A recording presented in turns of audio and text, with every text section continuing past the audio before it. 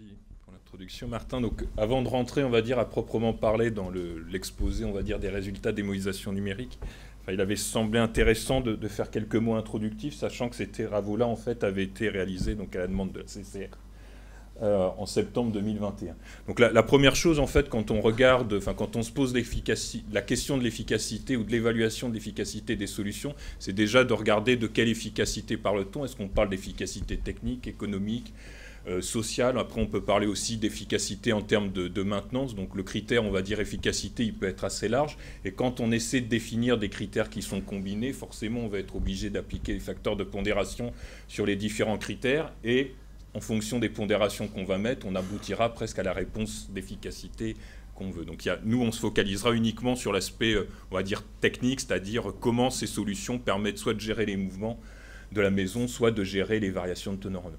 Après aussi, sur l'efficacité des solutions, il faut savoir, enfin je pense que vous le savez tous, c'est que les solutions sont déployées sur la base d'un diagnostic et que nécessairement, si le diagnostic est erroné ou mal approprié à la situation donnée, enfin conclure que la solution qu'on a déployée sur la base de ce diagnostic, si cette solution ne fonctionne pas, enfin c'est quoi qui ne fonctionne pas? Est-ce que c'est la solution en tant que telle, enfin, chose que je ne pense pas, ou est-ce que c'est le fait qu'on a fait un diagnostic qui est erroné, qui a conduit à déployer une solution qui n'était pas bonne? C'est quand vous êtes sur des sols, enfin, comparé fondation superficielle et pieux, enfin, les deux sont tout aussi efficaces dans la mesure où on mène une étude géotechnique appropriée.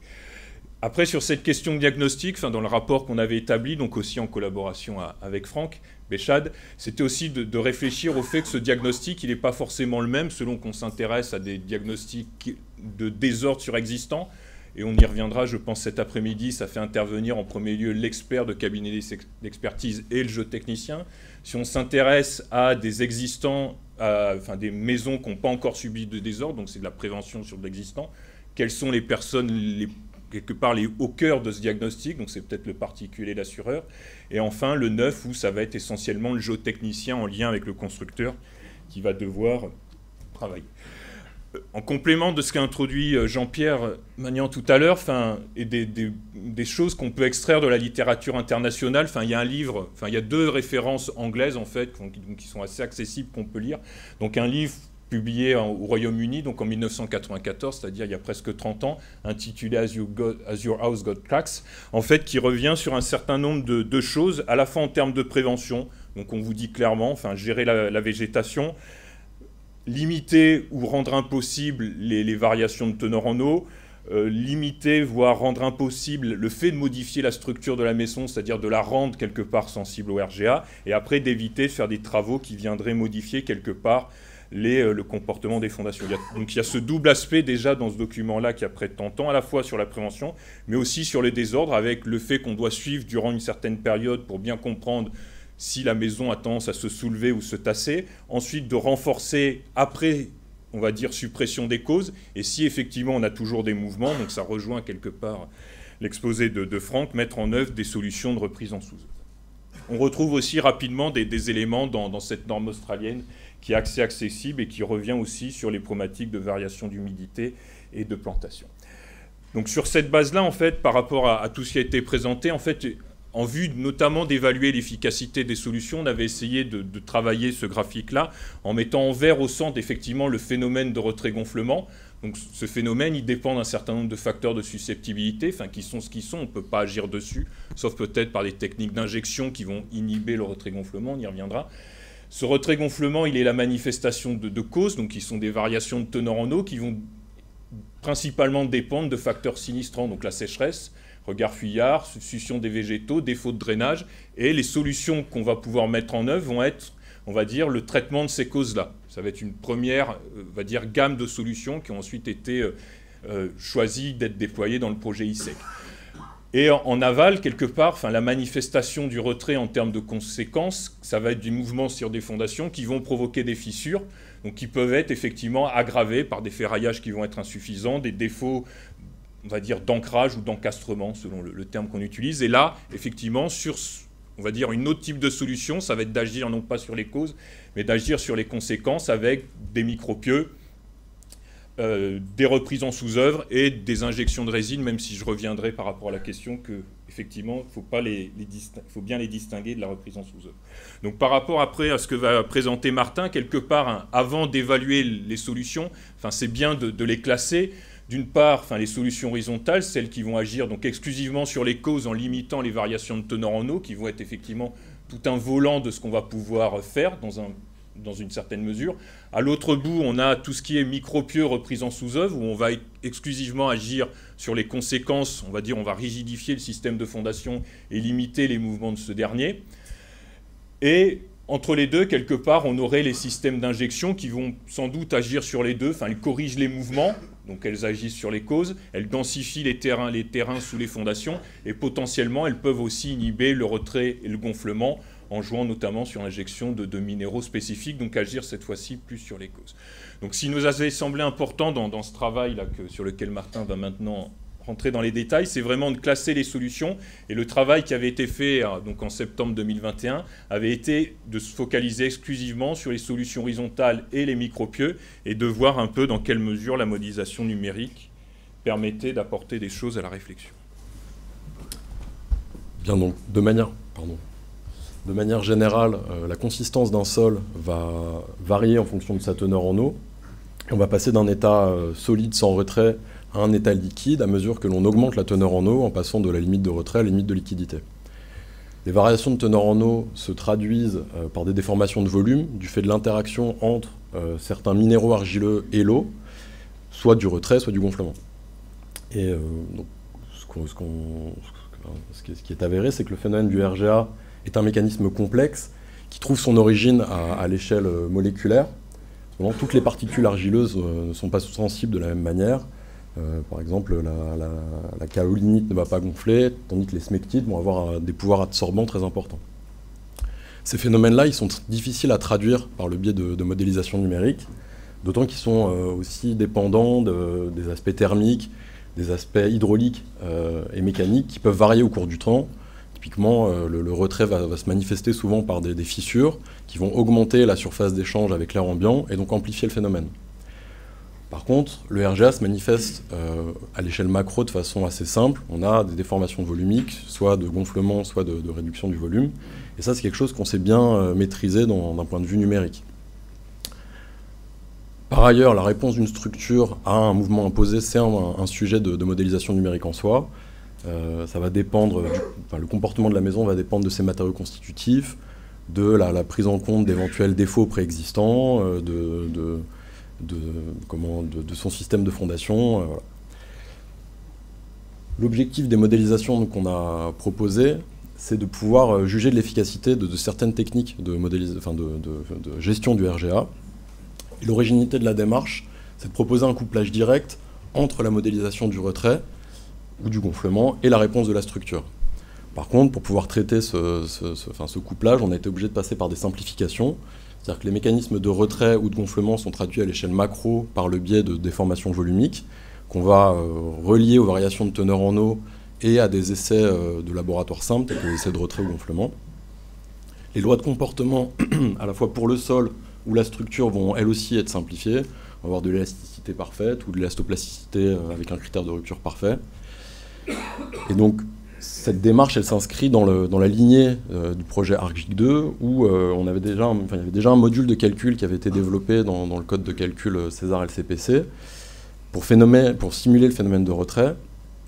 Le travail qu'on présente aujourd'hui, ça le complète en introduisant le couplage avec la structure et en ajustant les fonctions de sécheresse et les déformations associées à différentes configurations que l'on a étudiées.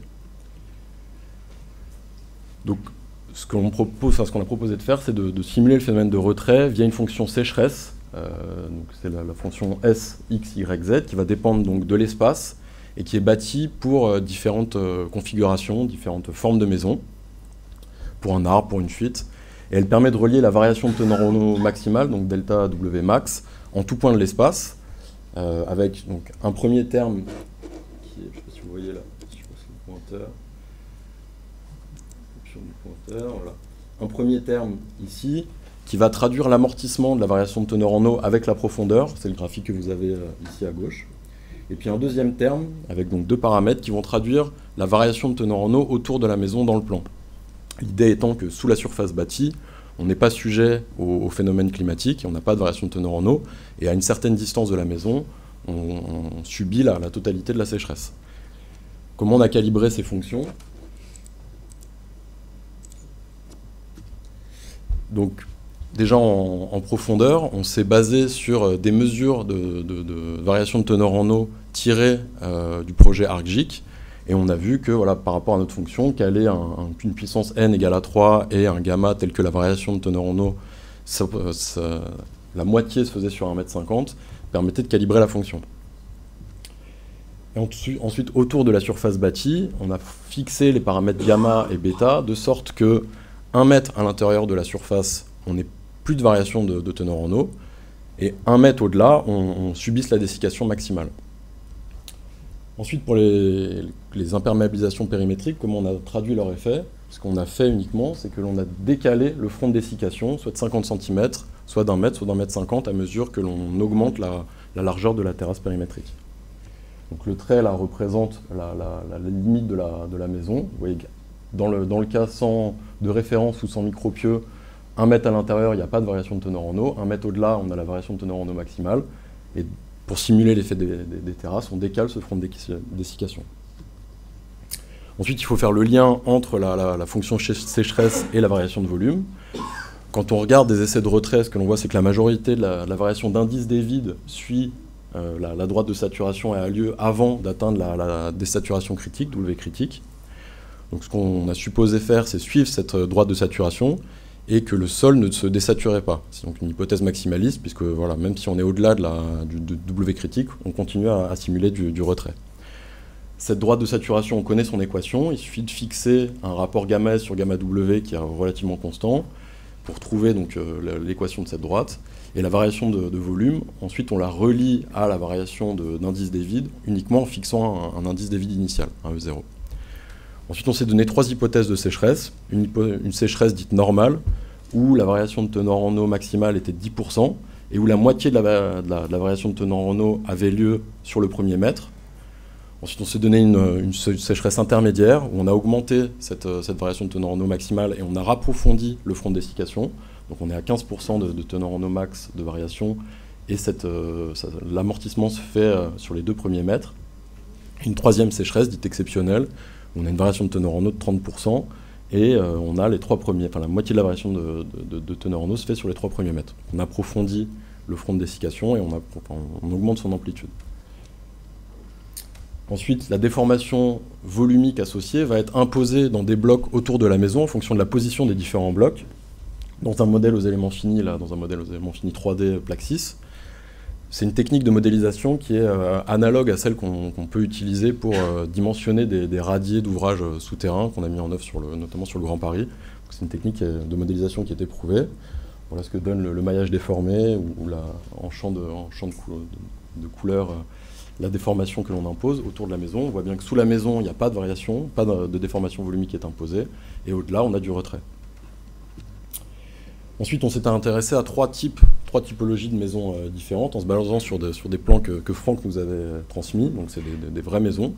Donc on a 2 maisons de plein pied et une maison partiellement en R+1, avec des emprises au sol qui vont varier entre 135 m² et 235. On a donc dans un premier temps une loi de comportement élastique pour simuler les structures porteuses, avec un module de 10 GPa qui est une valeur classique pour soit de la maçonnerie, soit du béton un peu à long terme. Et systématiquement, on a simulé des fondations superficielles sous les murs porteurs, avec donc une profondeur de 80 cm, une épaisseur de 30, 50 cm de large, donc des semelles superficielles relativement classiques. Et pour simuler le cas de la reprise en sous-œuvre, on a simulé le cas d'une reprise en sous-œuvre parfaite, avec donc, un massif de liaison additionnel de 30 cm sous la maison, des micropieux qui sont espacés tous les 2,50 m, de 7 mètres de profondeur, enfin, vraiment quelque chose d'assez conséquent. C'est une longrine en dessous, donc sous la fondation, on a simulé ces 30 cm de longrine additionnelle. Et ensuite, les résultats sont analysés selon 2 types d'analyses. Une analyse globale, donc on va s'intéresser au tassement moyen de la façade, au déplacement normal moyen, au tassement différentiel de cette surface. Dans une étude de sensibilité que je vous présente ensuite, on a modélisé la maison en élastoplastique, donc on a compté le nombre de points qui étaient en rupture. Et puis une analyse locale, où on s'est plutôt intéressé aux déformations, c'est-à-dire l'allongement du chaînage des façades, l'allongement des murs de soubassement, l'allongement des diagonales, ou les variations de forme, donc les distorsions angulaires des différentes façades. Et les résultats, ils sont présentés sous forme d'histogrammes, qui vont permettre une comparaison directe entre un cas de référence que vous allez toujours trouver à gauche, c'est le cas sans terrasse ni micropieux, et les résultats sont normalisés. C'est-à-dire, là je vous présente par exemple le cas du tassement moyen des façades. Les sécheresses 1 sont l'ensemble des histogrammes verts, la sécheresse 2, l'ensemble des histogrammes jaunes, la sécheresse 3, l'ensemble des histogrammes rouges. Vous avez systématiquement d'abord la façade nord, la façade sud, la façade ouest, la façade est. Et donc on normalise par rapport au cas de référence. Donc la première valeur c'est 1, donc c'est le cas de référence sans terrasse ni micropieux. Et ensuite systématiquement on présente la reprise sous œuvre par micropieux. On voit que l'histogramme se réduit, donc on a une efficacité de la reprise sous œuvre. Et ensuite vous avez la terrasse de 50 cm, la terrasse d'1 mètre et la terrasse d'1,50 m. Donc si on regarde par exemple dans le détail, on va retrouver le pointeur.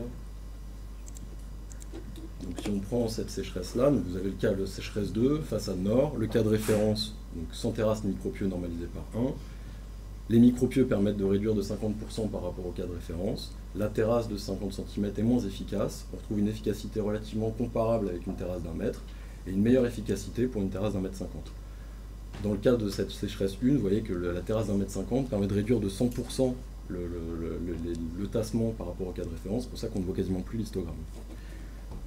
Cette analyse, on l'a fait pour l'ensemble des grandeurs que je vous ai présentées précédemment, et on les a représentées sous forme de ce graphique, de ce tableau synthétique, où on va comparer l'efficacité des micropieux par rapport aux terrasses périmétriques.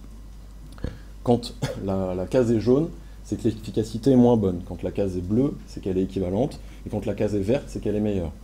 Globalement, quand on regarde par exemple les terrasses de 50 cm, on a soit des cases jaunes, soit des cases bleues, donc l'efficacité est moins bonne.